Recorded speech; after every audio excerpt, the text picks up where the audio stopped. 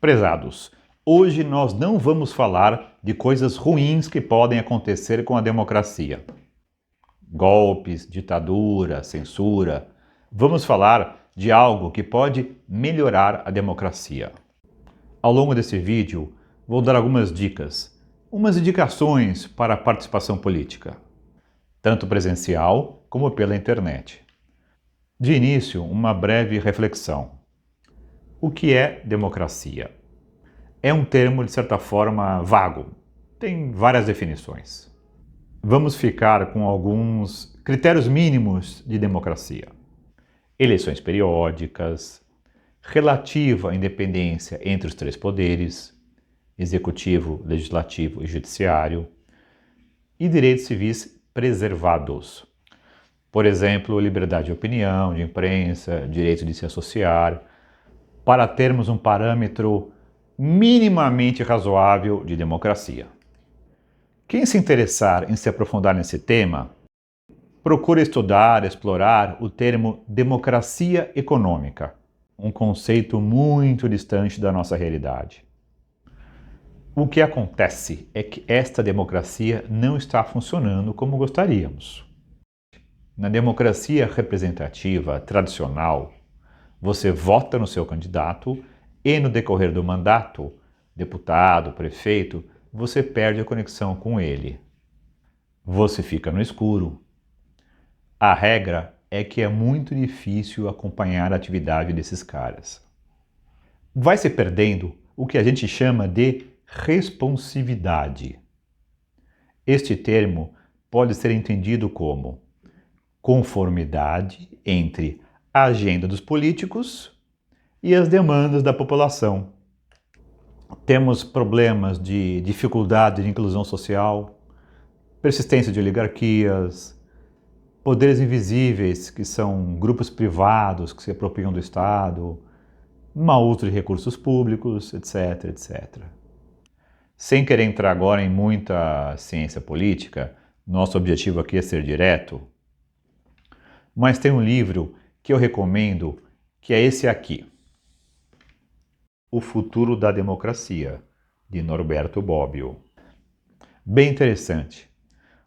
O autor esmiuça as promessas não cumpridas da democracia, reflete sobre a participação do cidadão, etc. Boa leitura. Diante destas evidentes limitações, o que pode ser feito? O que nós, cidadãos comuns, podemos fazer no dia a dia para melhorar a situação do país e principalmente do local onde vivemos, a cidade, o bairro. O que pode ser feito na prática? Considerando que a democracia representativa é notoriamente limitada, um dos caminhos é a democracia participativa. Existem alguns mecanismos que permitem que a gente participe da política de maneira mais direta, por nossa conta. Não estou falando de passeata ou greves, nada contra, mas não é apenas isso. Nós podemos influenciar a maneira como o prefeito da nossa cidade gasta o dinheiro do orçamento. Podemos influenciar na Secretaria de Obras, de Educação, etc. A lei abre brechas para isso. Vamos começar pela Constituição Federal. Artigo 1º, inciso 5º. Parágrafo único. Todo o poder emana do povo, que o exerce por meio de representantes eleitos ou diretamente nos termos desta Constituição. De início, a Constituição fala em 3 mecanismos: plebiscito, referendo e iniciativa popular. A Constituição está afirmando que a nossa democracia não é apenas representativa. São 3 ferramentas usadas muito raramente. Agora, tem uma lei complementar que eu vou mostrar para vocês, a famosa Lei de Responsabilidade Fiscal. Olha só, trecho do artigo 48, parágrafo 1º. A transparência será assegurada também mediante, inciso 1º, incentivo à participação popular e realização de audiências públicas. Outra lei, nem vou ler. o Estatuto da Cidade, uma lei ordinária, também contempla a participação popular no processo orçamentário. Vou contar para vocês uma história que aconteceu comigo quando eu era assessor de um vereador em Cotia, 20 anos atrás. Na cidade existia a famosa Roselândia, mas ainda não tinha o Templo Zolai, nem o CT do São Paulo. Seguinte, ia acontecer uma audiência pública para a lei orçamentária da cidade. Eleição recente, primeiro ano de mandato, prefeito prometeu um monte de coisas, vereadores também. Meu chefe falou, Zé Alfredo, haverá uma audiência pública. Vai lá, fica na plateia, junto com o povo e assiste. Anota tudo e traz para nós. Audiência pública, onde a prefeitura vai explicar o orçamento anual da cidade. Beleza, me senti entusiasmado com a missão, aquela vontade de participar, mostrar serviço. Uma cidade com muitos bairros pobres, muita carência, de tudo, mas com uma arrecadação alta, muita indústria, comércio, 200 mil habitantes. Bairros populosos, Granja Viana, Caucaia, Atalaia, orçamento rico, povo pobre. Pensei assim, é a hora do povo acompanhar como vai ser o orçamento, cobrar do poder público. Vai ter um grupo de moradores de cada bairro. Uns querendo a reforma da escola, outros a construção da creche, outros a iluminação, asfalto, outros uma ponte no lugar daquela pinguela de madeira precária. Tá na hora dos políticos sentirem o calor do povo. Tá na hora de fungar no cangote deles. Fui lá. A audiência era, na verdade, para um pré-projeto do orçamento, que ainda seria apreciado pela Câmara dos Vereadores. Não era um auditório, era uma sala num prédio da prefeitura. Para apresentar o projeto orçamentário, tinha umas 8 pessoas. Secretário das Finanças, de Obras, secretário da Educação, enfim. Vocês sabem quantas pessoas da população da cidade tinha lá para assistir, para cobrar? Muitos bairros pobres, orçamento rico, primeiro ano de mandato do prefeito. Ia-se decidir ali onde se vai gastar o dinheiro dos impostos. Quantas pessoas tinham lá na audiência pública, que era aberta para toda a população? 0. Ninguém. Na verdade, tinha uma pessoa, eu. Sentei na mesa com os secretários, expuseram o orçamento, cada um da sua pasta, todos olhando para mim enquanto falavam. Eu era a única pessoa da cidade que estava assistindo. As pessoas não têm noção do poder que elas têm se participarem da vida pública. Muitas nem sabem que existem esses canais de participação. Existem vários mecanismos de participação, principalmente envolvendo o orçamento público da sua cidade. No Brasil, os municípios administram uma fatia bastante importante do que é arrecadado em impostos. Vamos elencar 5 maneiras de participar da política local e, em seguida, algumas dicas adicionais. Ao final, alguns conceitos bem simples, porém importantes, para quem quer participar da política, por exemplo, o capital social. Assista a audiências públicas do Plano Plurianual, que é um plano de metas de longo prazo para os próximos 4 anos. Da Lei de Diretrizes Orçamentárias, que é uma lei pré-orçamentária.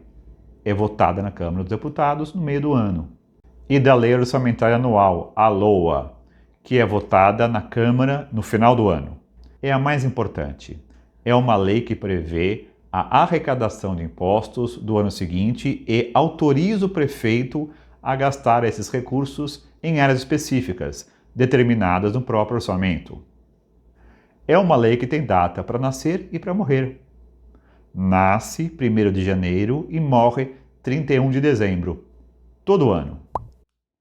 Orçamento participativo. Se a sua cidade tiver, melhor ainda. Você vai nas assembleias do seu bairro. Esse mecanismo merece uma atenção especial. Ele delega parte das decisões para a população da cidade. Foi instituído de maneira pioneira em Porto Alegre e foi bem sucedido. Melhora a transparência e moderniza a administração. Temos também os conselhos gestores de educação, saúde, segurança, etc. Existem em todas as cidades. Procure se informar quando eles se reúnem e qual tema que eles vão deliberar. A gente pode se candidatar a ser um dos conselheiros ou votar em alguém de confiança. E você pode, pelo menos, assistir às reuniões. Elas são abertas para todos. Sociedade Amigos de Bairro. Sociedades atuantes, participativas, geralmente conseguem muita coisa. A verdade é que o político acaba respeitando mais o povo quando ele está organizado. Ah, mas não tem no bairro. Ou está meio parada. Cria uma. Chama teus vizinhos para uma reunião. Em vez de ficar brigando com teu vizinho porque ele vai votar num candidato que você não gosta. Chama ele para a sociedade Amigos do Bairro, para a audiência pública do orçamento da cidade, bem mais produtivo. Internet. Tem muitas formas de participação via internet. Algumas prefeituras já disponibilizaram no seu próprio site um espaço para os moradores fazerem sugestões para o orçamento da cidade. No ano passado, em Cotia, um morador da cidade pôde enviar sugestões através do site da prefeitura. Não é orçamento participativo propriamente dito, mas é um canal. Tem um aplicativo que eu particularmente acho muito bacana. É o Colab. Por ele você pode registrar ocorrências e sugestões para que os responsáveis possam solucionar os problemas da sua cidade. Olha aqui, tem ícones para água, iluminação, limpeza, saúde, segurança, etc. É bacana. Agora tem um site, é de caráter mais informativo. É o Meu Município, que pertence à Fundação Brava. Traz os dados das finanças públicas dos municípios brasileiros de uma forma fácil e acessível. Por ele, você fica sabendo como o orçamento está sendo usado. Vamos entrar aqui na cidade de Niterói. Já na entrada, você tem população, PIB per capita, orçamento anual. Aí você entra, por exemplo, na aba Eficiência. Temos aqui número de escolas municipais, número de alunos, gasto médio por alunos, média do IDEB, etc. E a gente pode participar também através de partidos políticos. Aí, neste caso, um mecanismo mais próximo da democracia representativa, que com todas as suas limitações ainda é importante. Tem certas demandas da população que, para você conseguir, precisa tentar por vários caminhos. Uma coisa que a gente pode fazer é escrever um ofício. Isso, escrever uma carta, parece pouco eficiente, mas pode ajudar. Uma folha de texto só já está ótimo, onde você pede para a prefeitura fazer alguma coisa que você acha que é importante para o seu bairro. É importante que você tenha conversado antes com os moradores da região, para que exista algum nível de representatividade. O destinatário do ofício pode ser o secretário de obras, um administrador regional, secretário da educação, solicitando para melhorar a manutenção do posto de saúde de uma escola, construir uma lixeira suspensa na esquina. Adianta escrever ofício? Não sei. Talvez, pelo menos, você tenha um recibo, um comprovante de que você pediu. Você pode ir na Câmara dos Vereadores. Pede para um assessor de vereador ou para o próprio vereador que eles escrevem para você ou te ensinam. Eles geralmente gostam de fazer isso. Lógico, estão criando um vínculo com o eleitor. A não ser que o político seja muito otário para não querer te ajudar. Geralmente não são. Geralmente eles avaliam que é melhor ajudar.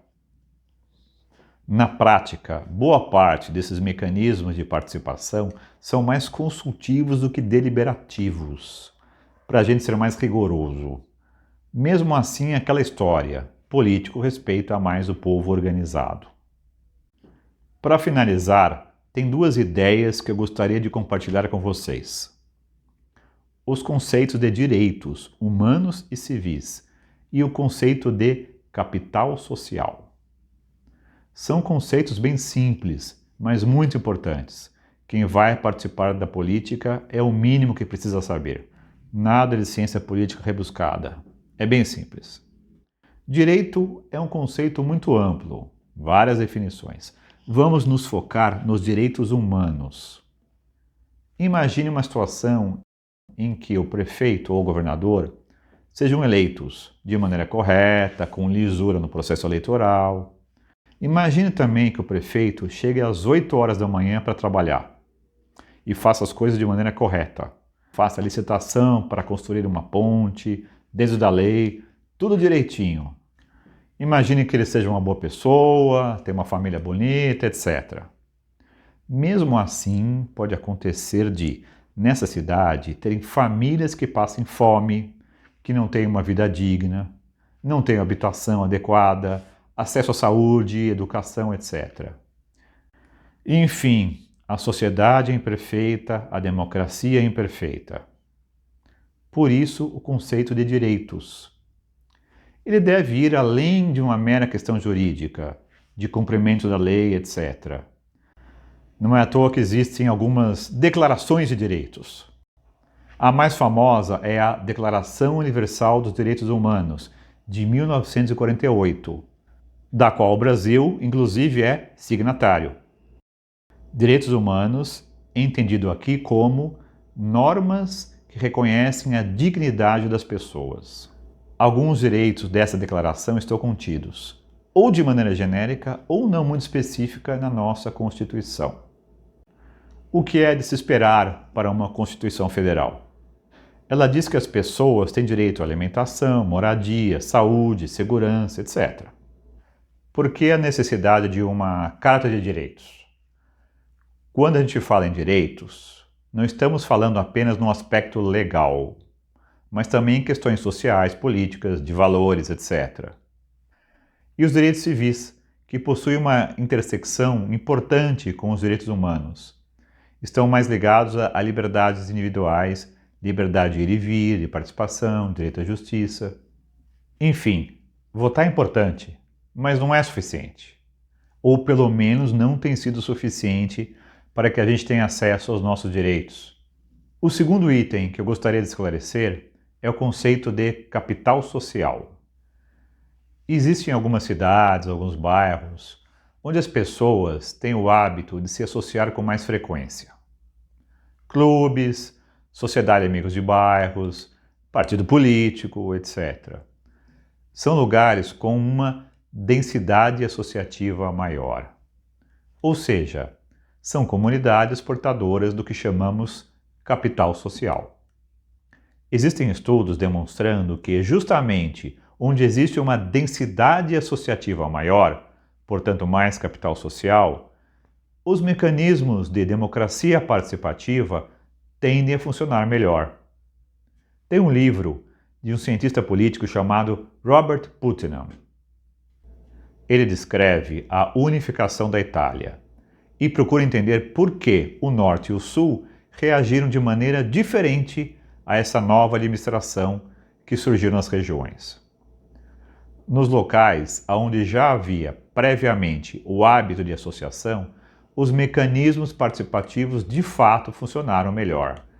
Nos locais onde predominavam relações de poder verticais, tipo coronel, população pobre, tais mecanismos não funcionaram tão bem.